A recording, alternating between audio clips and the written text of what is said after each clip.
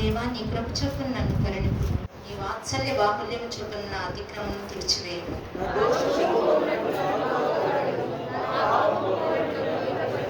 నా అతిక్రమము నాకు తెలిసే ఉన్నది, నా పాపం ఎల్లప్పుడూ నా ఎదుట ఉన్నది.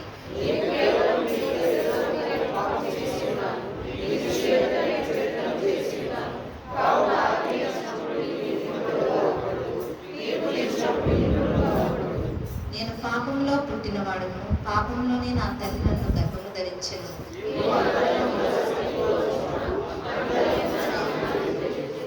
నేను పవిత్రుడగునట్లు హిస్సోపుతో నా పాపము పరిహరింపుము. హిమము కంటెను నేను తెల్లగా నుండినట్లు నీవు నన్ను కడుగుము.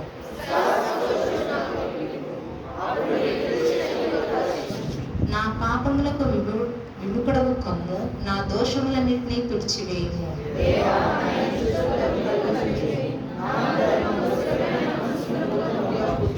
నీ సన్నిధిలో నుండి నన్ను త్రోసివేయకుము, నీ పరిశుద్ధాత్మను నా యొద్ద నుండి తీసివేయకుము.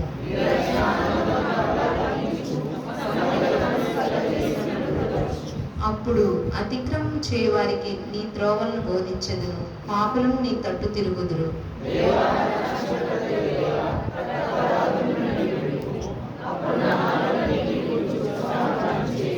ప్రభువా, నా నోరు నీ స్తుతిని ప్రచురపరచినట్లు నా పెదవులను తెరువుము.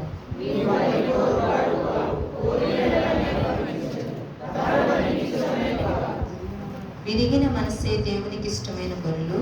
దేవా, విరిగి నలిగిన హృదయమును నీవు అలక్ష్యము చేయవు.